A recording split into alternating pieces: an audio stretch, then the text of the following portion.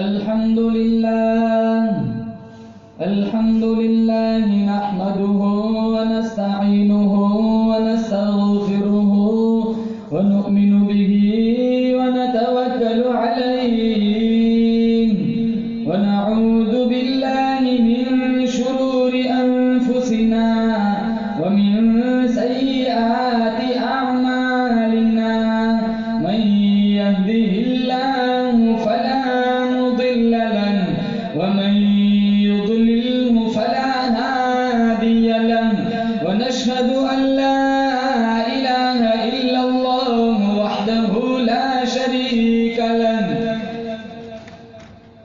ونشهد أن سيدنا وسندنا وشفيعنا وحبيبنا ومولانا محمدا عبده ورسوله صلى الله تعالى عليه وعلى آله وعلى أصحابه وبارك وسلم تسليما كثيرا أما بعد فأعوذ بالله السميع العليم من الشيطان الرجيم بسم الله الرحمن الرحيم يا أيها الذين آمنوا استعينوا بالصبر والصلاة إن الله مع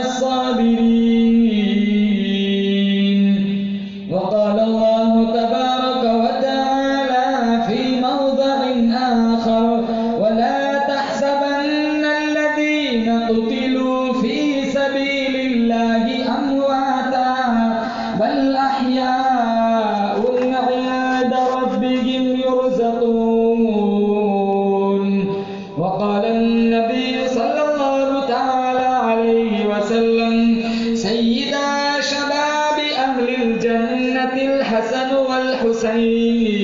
والحسين وقال النبي صلى الله تعالى عليه وسلم من تشبه بقوم فهو منهم وقال النبي صلى الله تعالى عليه وسلم سيدة نساء أهل الجنة فاطمة صدق الله مولانا العلي العظيم وصدق رسوله النبي الكريم ونحن على ذلك لمن الشاهدين والشاكرين والحمد لله رب العالمين نماز والا درود شریف پڑھے اللهم صل على محمد وعلى آل محمد كما صليت على إبراهيم وعلى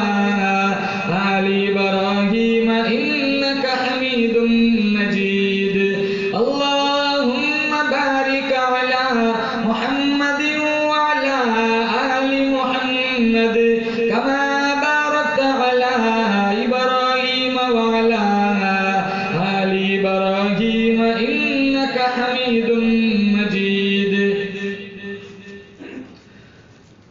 کون یاد کرے گا ہمیں اس دور خود غرضی میں کون یاد کرے گا ہمیں اس دور خود غرضی میں سچی بات یہ ہے کہ آج لوگوں کو خدا یاد نہیں ہم کون ہے کیا ہے باخدا یاد نہیں اسلاف کی کوئی ادا بھی یاد نہیں یاد ہے تو کافر کے ترانے ہی بس یاد نہیں تو مسجد کی صدا یاد نہیں بنت حوا کو نچاتے ہیں سر عام محفل میں بنت حوا کو نچاتے ہیں سر عام محفل میں اتنے سنگ دل ہو گئے رسم حیا یاد نہیں ہماری ذلت کا یہی سبب ہے شاید سب کچھ یاد ہے خدا کا راستہ یاد نہیں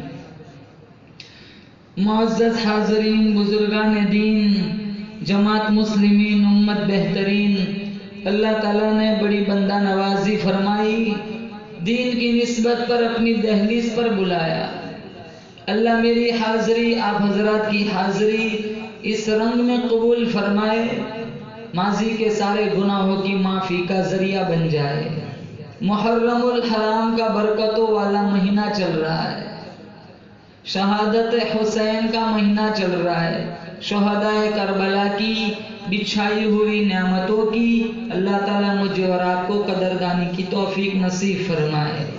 اللہ کے نبی کے بعد میرا تمہارا عقیدہ ہے روئے زمین پر سب سے بڑی جماعت اگر کوئی ہے تو وہ صحابہ کی جماعت ہے، جن کا مقابلہ کسی بھی میدان میں نہیں ہو سکتا، جن کا امتحان خود خداوند کریم نے لیا۔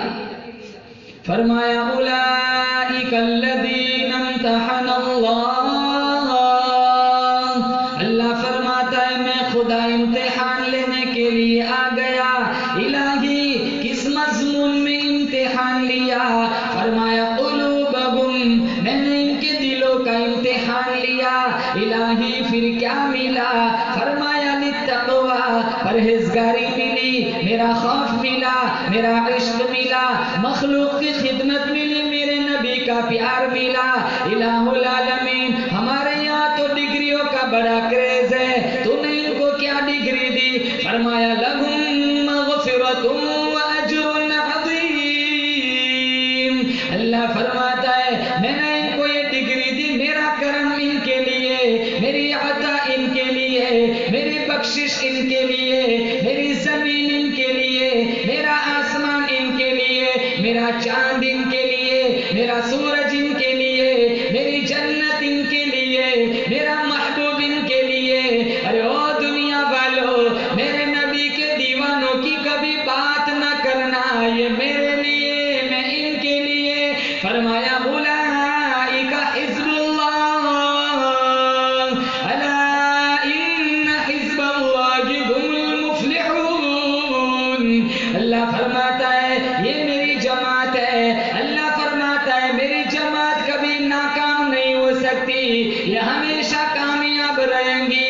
صحابہ کرام کی زندگیاں دیکھو، جس کھجور کا دانہ چوس کے روزہ رکھتے تھے، اسی کھجور کا دانہ چوس کے روزہ افطار کرتے تھے، قرآن کے لیے، دین کے لیے گردن کٹا دی، کبھی بھی اپنے ضمیر کا، ایمان کا سودا نہ کیا۔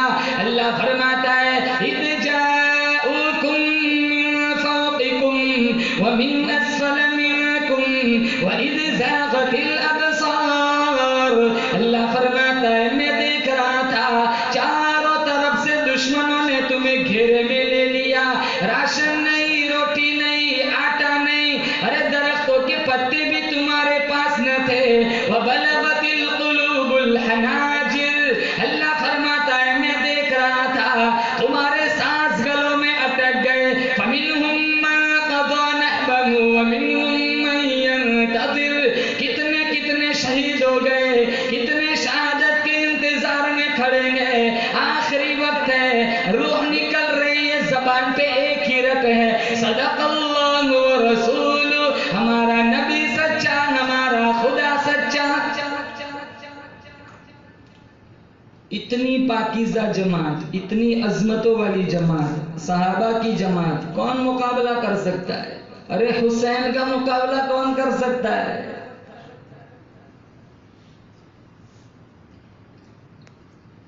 بہتر آل رسول کے سر نیزوں پہ چڑھ گئے، یہ ناچ گانے میں لگے ہوئے۔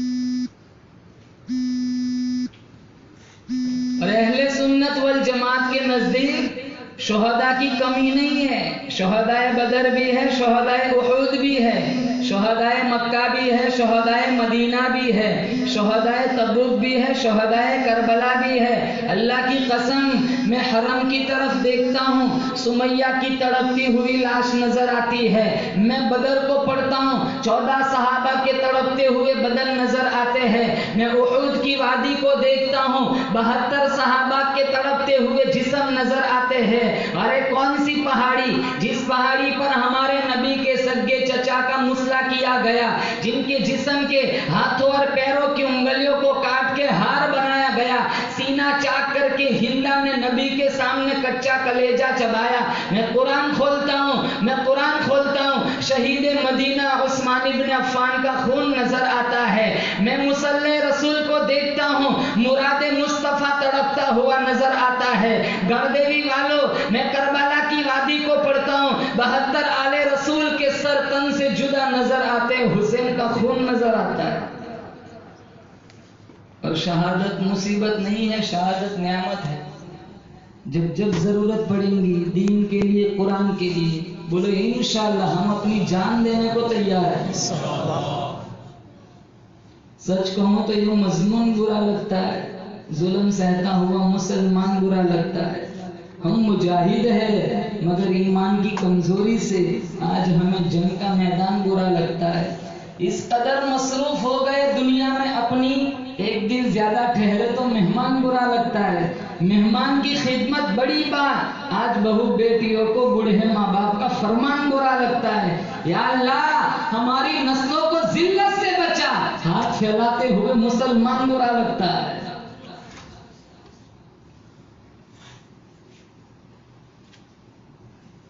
شہادت مصیبت نہیں ہے, شہادت نعمت ہے. ام عمارہ رضی اللہ تعالیٰ عنہ احد کی جنگ میں جس کے 4 قریبی رشتہ دار شہید ہو گئے, بیٹا بھی شہید ہو گیا, باپ بھی شہید ہو گیا, بھائی بھی شہید ہو گیا, ارے خاوند بھی شہید ہو گیا. جب چاروں طرف یہ افواہ پھیلی, آمینہ کا لال بھی شہید ہو گیا. ام عمارہ رضی اللہ تعالیٰ عنہ پہاڑی کی طرف چل پڑی. راستے میں قافلہ ملا, قافلے والے کہنے لگے او ام عمارہ تیرا بیٹا شہید ہو گیا. ام عمارہ فرمانے لگی مجھے میرے بیٹے کی داستان نہ سناؤ, مجھے پہلے بتاؤ آمینہ کے بیٹے کا کیا حال ہے. قافلے والے کہنے لگے او ام عمارہ تیرا بھائی بھی شہید ہو گیا. ام عمارہ فرمانے لگی مجھے میرے بھائی کی کہانی نہ سناؤ, مجھے پہلے بتاؤ شیما کے بھائی کا کیا حال ہے. قافلے والے کہنے لگے او ام عمارہ ارے تیرا ابا بھی شہید ہو گیا. ام عمارہ فرمانے لگی مجھے میرے ابا کی کہانی نہ سناؤ, مجھے پہلے بتاؤ فاطمہ رقیہ کے ابا کا کیا حال ہے. ارے تیرا بیٹا بھی شہید ہو گیا. ام عمارہ فرمانے لگی مجھے میرے بیٹے کی کہانی نہ سناؤ, مجھے میرے باپ کی کہانی بھی نہ سناؤ, مجھے پہلے بتاؤ عائشہ, مجھے میرے خاوند کی کہانی بھی نہ سناؤ, مجھے پہلے بتاؤ عائشہ خدیجہ کے خاوند کا کیا حال ہے. 4 بیٹا باپ بھائی, 4 قریبی رشتے دار شہید ہو گئے. جب ہمارے نبی پہ نظر پڑی تو پلہ پکڑ لیا. حضور کی آنکھوں میں آنسو ہے, کہا میں بڑا افسوس ہوا تمہارے 4 قریبی رشتے دار اس جنگ میں شہید ہو گئے. کہا مجھے کوئی افسوس نہیں, آپ سلامت ہیں, میرا سب کچھ سلامت ہے.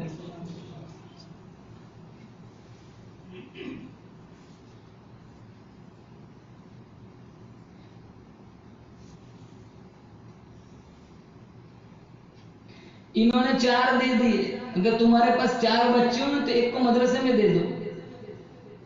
ارے بولو انشاءاللہ, تمہارا بچہ پڑھ جائے گا, حافظ عالم بن جائے گا, تم مر جاؤ گے 2 پارا پڑھ کے سپلائی کرے گا, اللہ تمہاری قبر کو جنت کا باغیچہ بنا دے گا. انہوں نے 4 دے دیے, تم ایک بچہ نہیں دے رہے ہو. سب IELTS کر کے کینیڈا جا رہے.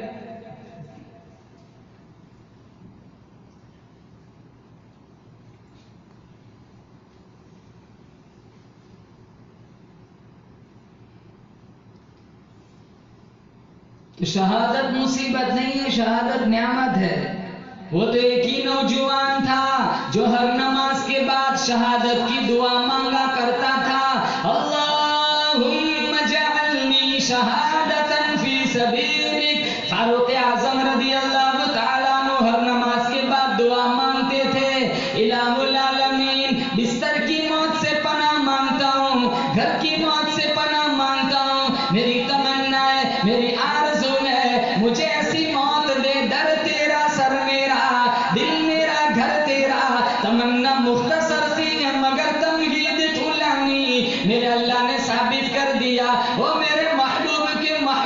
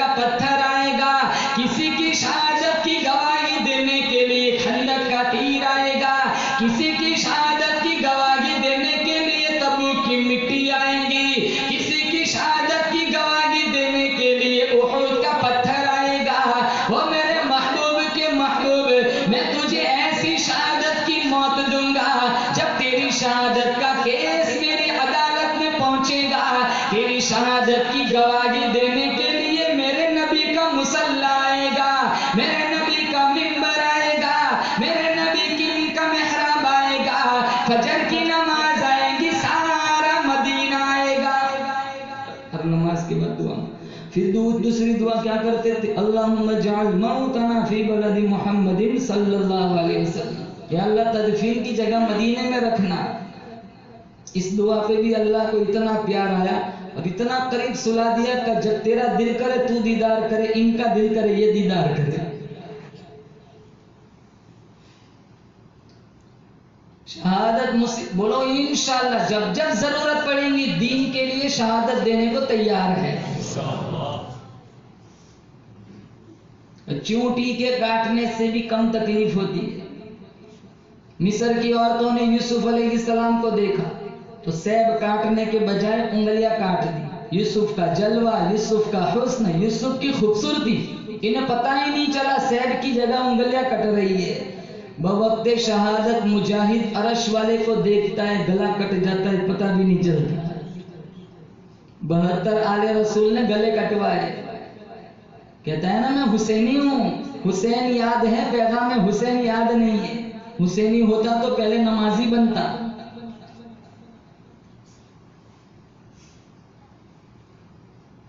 کون حسین؟ جن کے ہونٹوں پہ آمینہ کے لال نے ہزاروں دفعہ بوسے دیے۔ کون حسین؟ جس کو نانا چومتا بھی ہے سونگتا بھی ہے۔ کسی نے پوچھا چومنا سمجھ آتا ہے، سونگنا سمجھ نہیں آتا؟ آپ نے فرمایا مجھے شہزادوں کی زلفوں سے جنت کی خوشبو آ رہی ہے۔ کون حسین؟ سر سے لے کر ناف تک حسن حضور جیسے، ناف سے لے کر ٹخنوں تک حسین حضور جیسے۔ صحابہ فرماتے ہیں حضور کی وفات کے بعد شہزادوں کو کھڑا کر دیا جاتا، ایسا معلوم ہوتا رسول اللہ روزے سے اٹھ کر آ گئے۔ کون حسین؟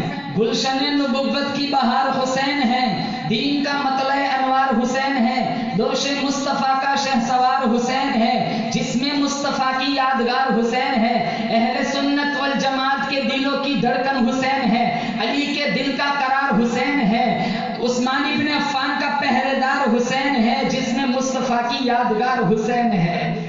فاطمہ الزہرا رضی اللہ تعالیٰ عنہ، حسین رضی اللہ تعالیٰ عنہ کی جب ولادت ہوئی، فاطمہ کہنے لگی میرا ابا کو بلایا جائے۔ آپ صلی اللہ تعالیٰ علیہ وسلم تشریف لائے۔ فاطمہ الزہرا رضی اللہ تعالیٰ عنہ فرمانے لگی ابا جان میری تمنا ہے، میری آرزو ہے، کان حسین کا ہو، نام اللہ کا ہو، آواز رسول اللہ کی ہو۔ آپ حسین کے کانوں میں اذان پڑھیے۔ آپ صلی اللہ تعالیٰ علیہ وسلم نے نواسے کے کانوں میں اذان دی۔ فاطمہ کہنے لگی بیٹا حسین تیرے کانوں کے اندر اذان کسی عام آدمی نے نہیں سنائی، تیرے کانوں کے اندر اذان اس نانے نے دی ہے جو اپنا ماتھا اللہ کو دکھائے اللہ قبلہ بدل دیتا ہے۔ بیٹا حسین تیرے کانوں کے اندر اذان اس نانا نے سنائی ہے جو اپنی انگلی پیالے میں ڈالے اللہ چشمہ جاری کر دیتا ہے۔ بیٹا حسین تیرے کانوں کے اندر اذان اس نانے نے سنائی ہے جن کے چہرے کو رب نے والضحیٰ کہا، جن کی زلفوں کو رب نے واللیل کہا۔ بیٹا حسین تیرے کانوں کے اندر اذان اس نانے نے سنائی ہے، تیرا نانا جہاں بیٹھ جائے اللہ اس جگہ کو روضۃ من ریاض الجنہ بنا دیتا ہے۔ جس قبرستان میں کھڑا ہو کے تیرا نانا دعا مانگے اللہ اس قبرستان کو جنت البقیع بنا دیتا ہے۔ جو کبھی فرش پہ چلتا ہے کبھی عرش معلیٰ کا مہمان بن جاتا ہے۔ بیٹا حسین تیرے کانوں کے اندر اذان اس نانا نے سنائی ہے اللہ نے جن کا سینہ بھی اعلیٰ بنایا، پسینہ بھی اعلیٰ بنایا، تیرے نانے کا مدینہ بھی اعلیٰ بنایا۔ بیٹا حسین اس اذان کی لاج رکھنا، خدائے پاک کی قسم میں اپنی 100 جان حسین کے نام پہ قربان کر دوں، انہوں نے لاج رکھ کے دکھائی۔ کہاں اماں جان لوگ قرآن پڑھیں گے مسجدوں میں بیٹھ کر، لوگ قرآن پڑھیں گے مدرسوں میں بیٹھ کر، لوگ قرآن پڑھیں گے خانقاہوں میں بیٹھ کر، لوگ قرآن پڑھیں گے بس اڈوں پہ بیٹھ کر، میں لاج رکھ کے دکھاؤں گا۔ کہاں تو کیسے لاج رکھے گا؟ کہاں نانا کے دین پر ایسا مشکل وقت آئے گا نواسا نیزے کی نوک پہ اللہ کا قرآن پڑھ کے سنائے گا۔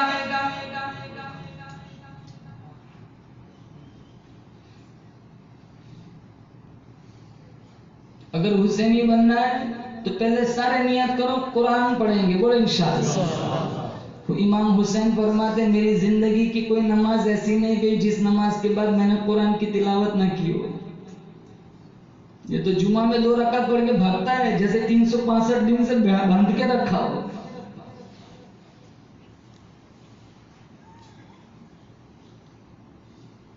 ایک 30 کا ٹائم ہے، مولانا کو بیان ختم کرنا ہے۔ 31 ہو گئے نا تو کروٹ بدلتے، گھڑیوں پہ نظر جاتی۔ 2 منٹ 3 منٹ زیادہ نہیں بول سکتے امام صاحب۔ چلو 1-2 جمعہ تو چھوڑ دیں گے، تیسرے جمعہ تو کہہ دیں گے مولانا آپ وقت سے آگے نکل رہے ہو۔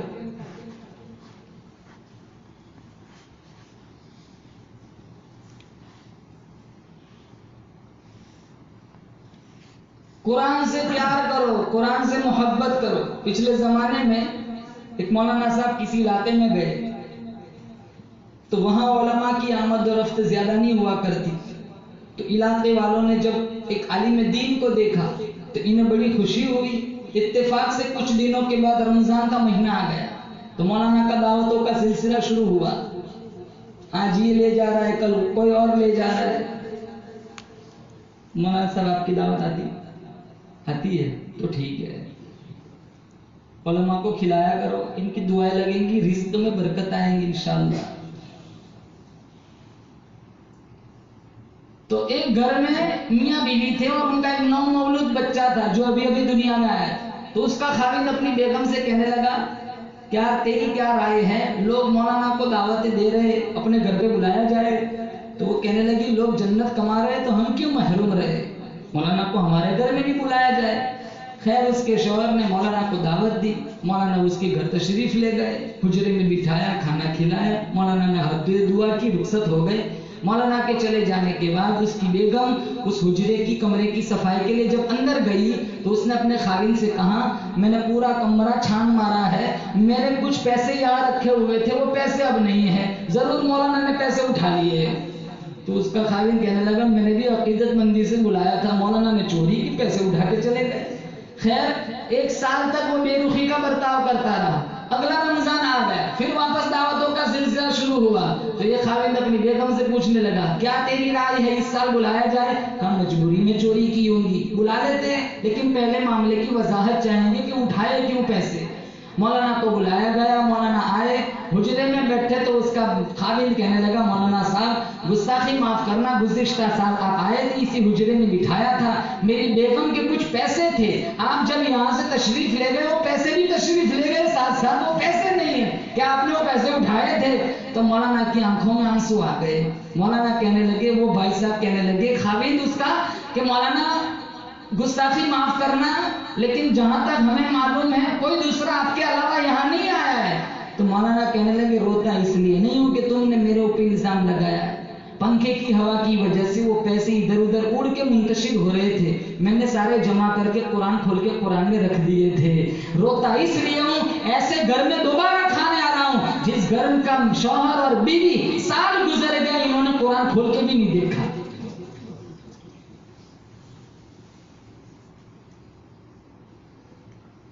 بے شمار ہمارے گھر ایسے ملیں گے، قرآن کی زیارت کرنے والا ایک نہیں ہوتا، 10 12 افراد۔ نوجوانوں کو تو بھول ہی جاؤ، یہ تو مشکل سے نماز پڑھ، فجر میں آ جائے نا کوئی نوجوان تو ملاقات کر دے، تو یہاں کیسے آیا؟ فجر بوڑھوں کے لیے رکھی ہے، بزرگوں کے لیے۔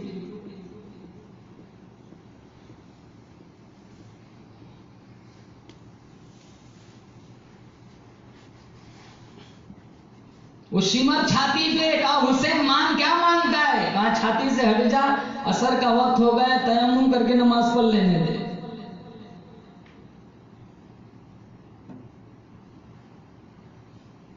اور اتنا عظمتوں والا جوان، میں اپنی 100 جان قربان کر دوں۔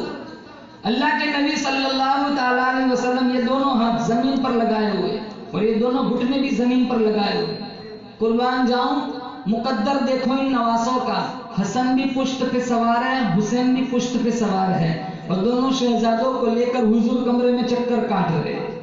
اندازہ لگاؤ جن کی سواری امام الانبیاء بنے، جن کی سواری حبیب اللہ بنے، جن کی سواری قاب قوسین کے مقام کا مالک بنے، والضحیٰ جن کے چہرے کا خطاب ہو، واللیل جن کی زلفوں کا خطاب ہو، السلام علیکہ ایھا النبی کا جن شرف ملا ہو، السلام علیکہ ایھا النبی کا جن اعزاز ملا ہو، اللہ نے جن اپنا کلام سنایا، اللہ نے جن اپنا دیدار کرایا، جس نبی کی اتنی بلند پرواز ہو، اس کی کمر پہ دو شہزادے سوار ہیں۔ فاروق اعظم رضی اللہ تعالیٰ عنہ نے جب یہ منظر دیکھا فرمانے لگے نعم المرکوب مرکوبکما، وہ میرے بھتیجو تمہاری سواری کتنی عالی شان سواری ہے۔ آپ صلی اللہ تعالیٰ علیہ وسلم نے فرمایا نعم الراکبان، ارے سواری نہ دیکھ سوار بھی تو دیکھ لے کتنے عالی شان ہے۔ مشکات میں ہے، اسامہ بن زید فرماتے مجھے حضور سے کچھ کام تھا، میں حضور کی ملاقات کے لیے چلا گیا، رات کا وقت تھا، حضور چادر اوڑے ہوئے تشریف لائے، دوران گفتگو میں دیکھ رہا تھا چادر کے اندر کوئی چیز حرکت کر رہی ہے۔ جب میری گفتگو اختتام کو پہنچی میں نے کہا یا رسول اللہ چادر کے اندر کیا ہے؟ حضور نے جب اپنی چادر ہٹائی تو ایک پہلو پر حسن سوار تھے، دوسرے پہلو پہ حسین سوار تھے۔ آپ نے فرمایا اللہم انی احبہما، یا اللہ میں ان دونوں سے پیار کرتا ہوں، فاحبب من احبہما، یا اللہ تو ان سے پیار کرنا جو میرے نواسوں سے پیار کرے۔ پیار ہوتا تو یزیدیوں کی مشابہت نہ کرتے، پیار ہوتا تو یہ خرافات بدعات اور رسومات کو فروغ نہ دیتے۔ جلوس تو یزیدیوں نے نکالا تھا۔ جتنا ناچنے والوں کو گناہ ہوتا ہے اتنا ہی گناہ دیکھنے والوں کو ہوتا ہے۔ ہم کہاں مناتے ہیں، ہم تو صرف سڑکوں پہ کھڑے رہتے، تمہارے کھڑے رہنے سے تو یہ زیادہ ناچتے۔ تم دیکھنا بند کر دو 2-3 سال میں سارا سسٹم ختم ہو جائے گا۔ اگر چلو اتنا ہی پیار ہے تو جاؤ، اگر تم دعویٰ کرتے ہو تو 2 دن جہاں صحرا میں جنگل میں جہاں شہادت ہوئی تھی وہاں خیمہ گھر کے 2 دن گرمی کے موسم میں رہ کے آؤ تو وہاں کیا روزے کی حالت میں کیسی انہوں نے قربانیاں دی۔ کیا پورا دن ناچتے، نماز کو نہیں آتے مسجد کو؟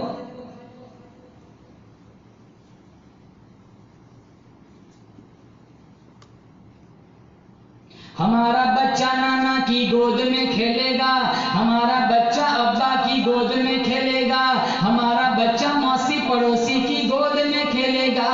حسین وہ جوان ہے جو کالی کملی والے کی گود میں کھیلا کرتا تھا۔ قربان جاؤں حسین کی ماں کو بھی دیکھو، خاتون جنت فاطمہ الزہرا رضی اللہ تعالیٰ عنہا، اللہ کے نبی صلی اللہ تعالیٰ علیہ وسلم اپنی لخت جگر کے گھر تشریف لائے، آواز لگائی او میری لخت جگر میں اندر کو آنا چاہتا ہوں۔ اندر سے آواز آئی ابا جان آپ ضرور اندر تشریف لائیے، لیکن اندر آنے سے پہلے اپنی چادر اندر پھینک دیجئے۔ آپ صلی اللہ تعالیٰ علیہ وسلم نے چادر پھینکی، بعد میں تشریف لے گئے۔ خاتون جنت سے ابا پوچھنے لگا وہ میری لخت جگر پہلے چادر کیوں منگوائی؟ خاتون جنت فاطمہ الزہرا فرمانے لگی ابا جان تنگی اتنی ہے پورا بدن چھپانے کے لیے گھر میں کپڑا کوئی نہیں۔ ہماری ماں بہنوں کا سارا دن ریسیپی میں چلا جاتا ہے، فاقہ تنگی، مصلے پہ کھڑی ہوئی پھر گری پھر اٹھی پھر گری، بار بار اٹھتی ہے پھر گر پڑتی ہے۔ کیوں بار بار اٹھتی ہے گر پڑتی ہے؟ کہا آج تیری بیٹی کا 5 دن کا فاقہ ہے،